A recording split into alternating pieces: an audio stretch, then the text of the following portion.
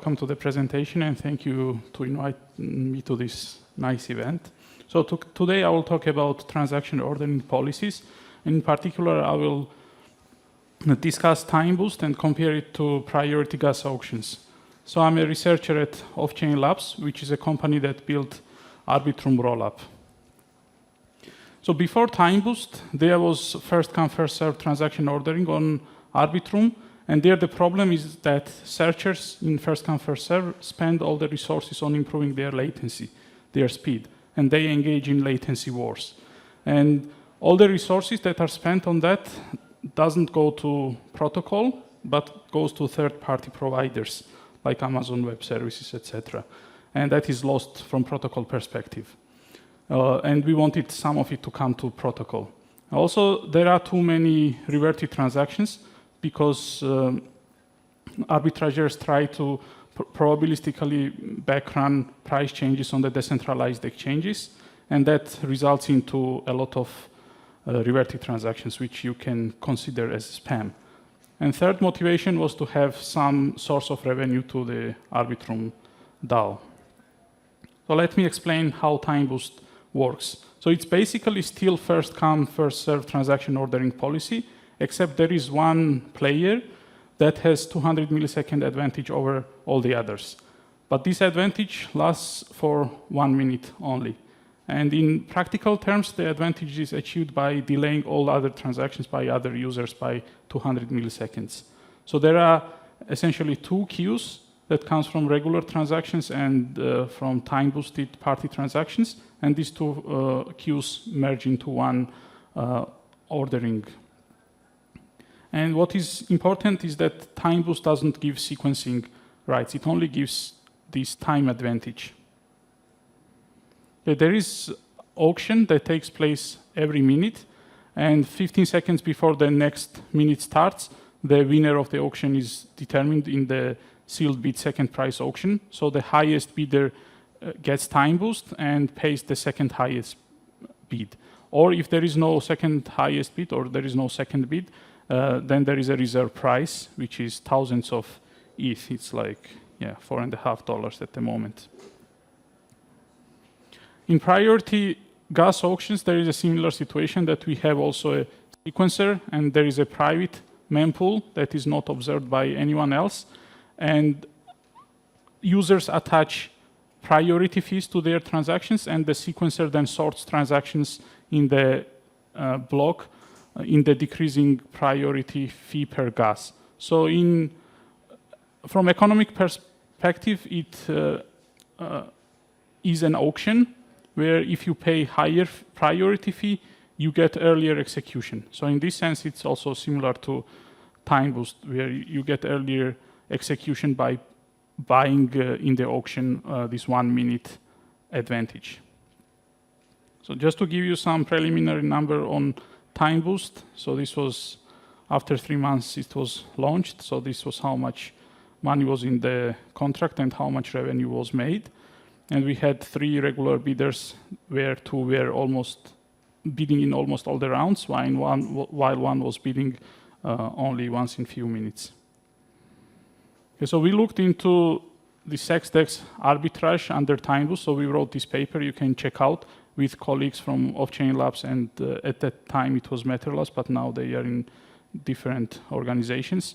So we looked into automated market makers on Arbitrum, and arbitrage opportunities that we have between these AMMs and outside markets.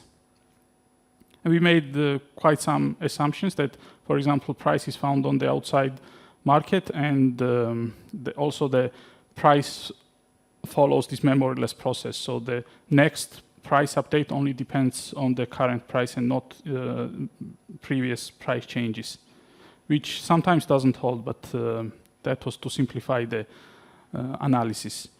We also simulated results and showed that, so we had the observation that waiting for these 200 milliseconds, once the arbitrage opportunity is up, is optimal. So the data was from July last year.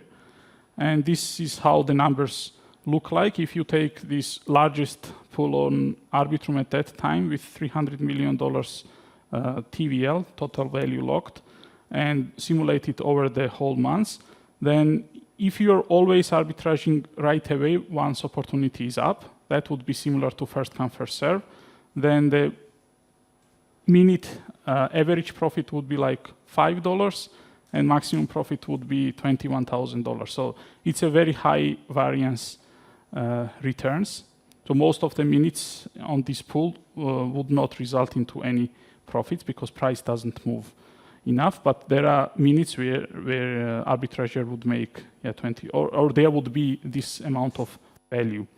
Now, if we look at PGA, like you can only arbitrage at 200 millisecond time intervals at the end of 200 millisecond time interval. So that would be equivalent to PGA with block times 200 millisecond, which right now I think Flash blocks allow that, or they have it on OP stack chains. Then average profit per minute is like a bit less than $8. So it's higher than in the first come, first serve. But max profit, yeah, that's a coincidence that it goes down.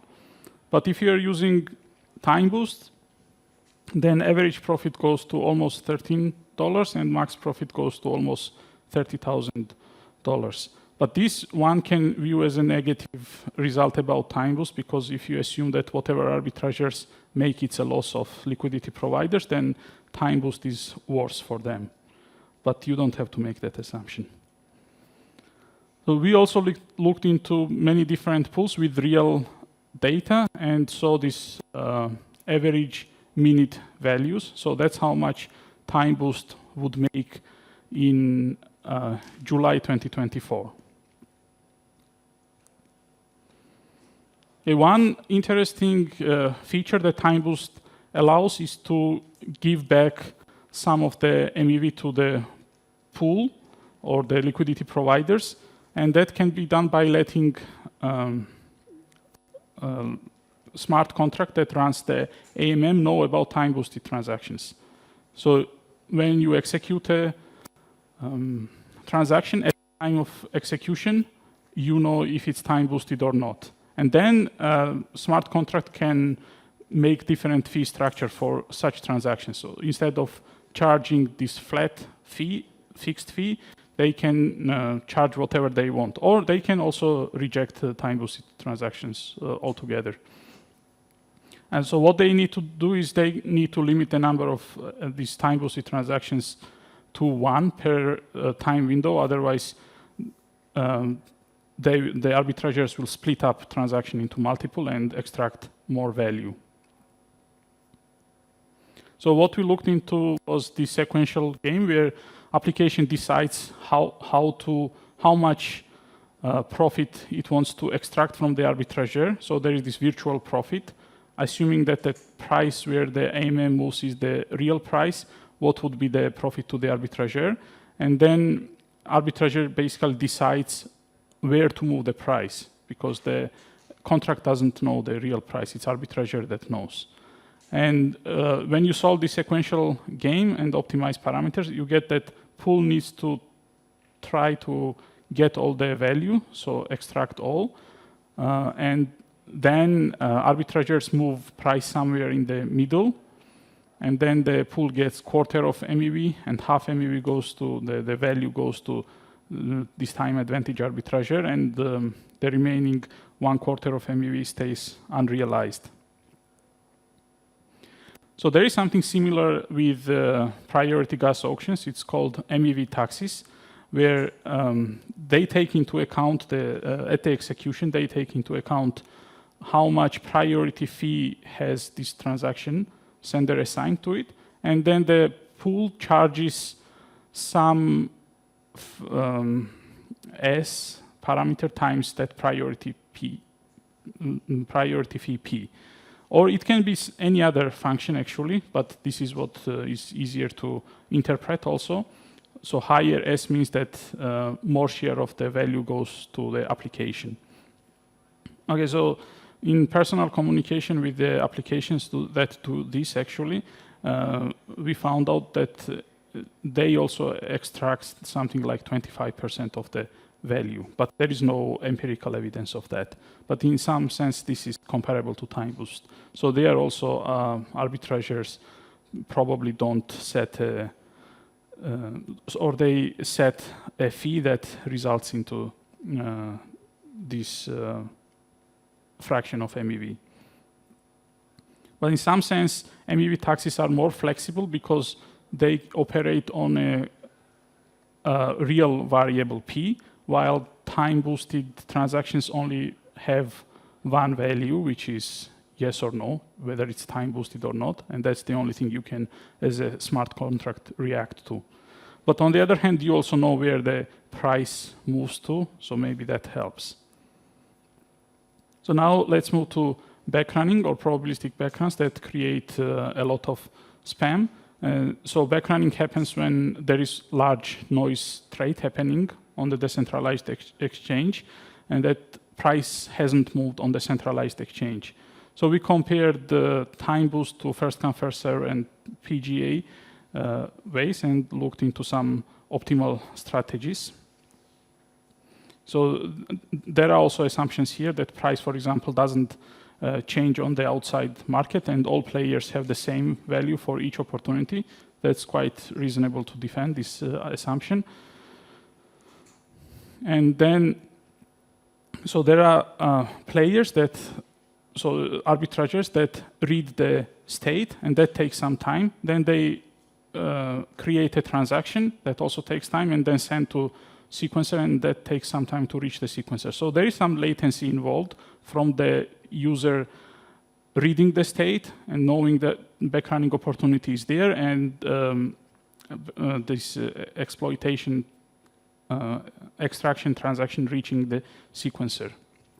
So we assume that backrunning opportunities arrive according to some Poisson process, but this is not driving results, and that each opportunity has some distribution of the value. And players can decide preemptively to send transactions, or proactively, and without reading the state, because that's too slow, and just check what is the state of the decentralized exchange. And if price has moved, then they take the action and buy the assets at a lower price or higher price, depends. Or if it's higher price, then they sell. Also, what is interesting here, there is a transaction fee that is part of the decision process.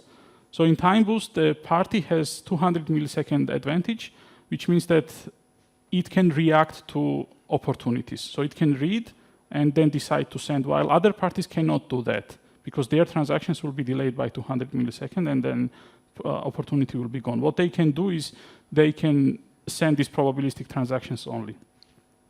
So we looked at this very simple decision process where time-boosted party, which we call Alice, decides, depending on what is the value, decides on extracting or not extracting it.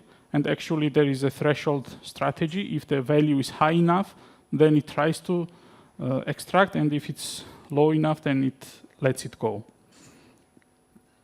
And Bob, the other parties, so it's an aggregate, let's say, all the other users, they decide on their frequency. How often do they send this exploitation or the extraction, the probabilistic backruns? But they cannot send it too many times because there are gas fees that they pay. Even reverted transactions pay some fees. So it depends on the gas fees. Otherwise, they would be sending, let's say, infinitely many, or as many as physics would allow. So we can solve the optimal frequency for Bob, assuming some reasonable properties of the value distribution function. And then we can complicate this game by allowing the time-boosted party also to employ a similar strategy. And actually, we saw that if the gas fees are large enough, Alice doesn't actually need in the equilibrium to have such strategy and can only react to it, so it doesn't need to do these probabilistic backruns. But if gas fees are small enough, then it can be supported in the equilibrium. Such strategy by Alice.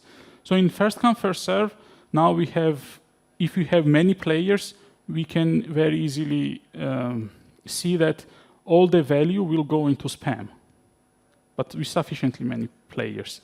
And if you take one example distribution that we estimated from the data, we can see that first come first serve results into 6 times higher rate of reverting transactions than Timeboost. And the intuition behind this is that Timeboosted player reacts to opportunities, and in first come first serve, nobody can react to opportunities. They just try to extract. Now, if you look at PGA, it actually is surprisingly similar to first come first serve, even though it looks a bit different. That some backgrounds that survive these probabilistic transactions during the block time will be extracted at the auction, but in the equilibrium, not many backrunning opportunities will survive, because you can always send the transaction towards the end of the block time and exploit all the backrunning opportunities that were left on the table. So then it becomes basically like first come first serve. But here we need to be a bit careful that we need long enough block times and gas fees to be low enough. And also assume that noise traders don't attach any priority fee to their transactions, so their priority fee is basically always 0, and then it becomes the sorting, the tiebreaker is arrival time, so it's a time, and that's why it becomes very similar to first come first serve. So that's all from my side. Thank you. If you have any questions. Thanks a lot. Any question? In the PGA case, do you assume that the mempool is also private, so you have to like spam the fees? Yes. Yes. That was one of the first assumptions, that still private mempool. Okay, otherwise, it's very different game. It comes back to what was on Ethereum, these PGAs, where it's very different and much worse. But then why do you think these latest papers which showed like the spam on L2s found that like on Arbitrum there were more reverted transactions, but on OP stack it was more not reverting transactions, which doesn't do anything. So why do you think Arbitrum then leads to revert, but not the others? Yeah, I think that was still first come first serve data. So we need to check how Timeboost does. And maybe not first few months, but I think it should improve now. One question from me. Yes. The revenue of the Timeboost is going to the DAO treasury or? Yes, DAO treasury, okay. Yes, 97%. Okay, thanks a lot. Thank you.